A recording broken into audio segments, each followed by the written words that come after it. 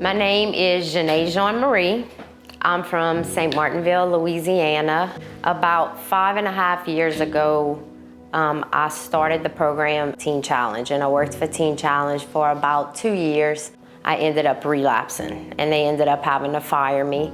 But during that time, I met my husband. I wasn't working for Teen Challenge anymore. He wasn't working for Teen Challenge anymore, and he started Let There Be Light Electrical Company.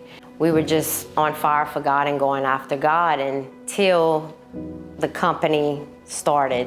And when the company started, the money started coming in, and we started chasing after the money. So I couldn't believe I had failed my daughter again, my family again.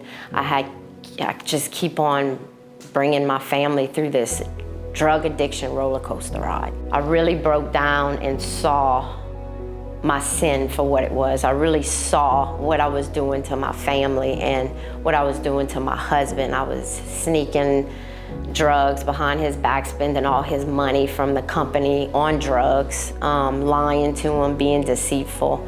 And his friend, Stanley Semino, which is a person who knows the mission very well, he brings a lot of people here from jail.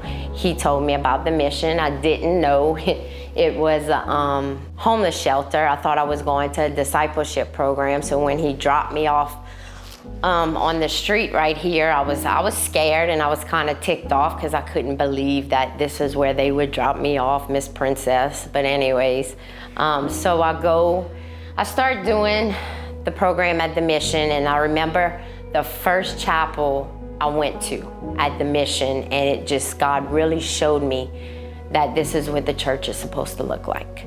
And it was the first time I heard a message in about 17 years that was all about Jesus, and it was a repentance and salvation message, and it blew my mind. It was what I had been searching for all my life, and just going through classes, going through chapels, having meetings with Miss Ginger was when it really started happening. There's a lot of counseling. There's a lot of specifics. They make you get specific with what you're dealing with. And there's a lot of, we do this class called Highs and Lows. And the leaders ask questions, and they know how to pick and pry of what's going on in your heart. And they try to help you to see the sin that's in your heart so you can deal with that with God and be specific with God. Ms. Ginger asked me, is Joseph on drugs? And I was honest with her, and I had to trust the woman that God had placed in my life and with my husband, with our marriage, and I did. She just gave him truth like they do here. They just told him the truth, and he ended up detoxing about 2 to 3 weeks later. He started coming to church on a daily basis. Then he ended up moving to Lacombe, Louisiana to be closer to the ministry. I ended up graduating early. In February, I did a 4.5-month program. But now me and my husband, we live in Lacombe.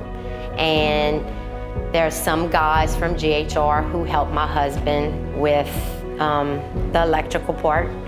And I'm working at Lynn Haven Retreat with Miss Ginger. I do re-entry, coordinating all the legal stuff, all the DCFS court cases with the women.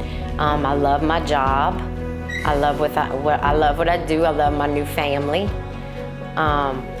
But I could just say that God has He's restored me and my husband's relationship, and I'm still hoping and praying that He'll restore my mom and my stepdad, because I do miss my family. But the one thing that I can say about being at the mission was that they really helped me see the truth, and they really helped me see that it's about repentance and forgiveness, and just really trusting in God, and not just saying you trust Him, but really walk by faith and walk in obedience and trusting in God, just everything works out. I have truly found peace in Jesus Christ through the New Orleans mission.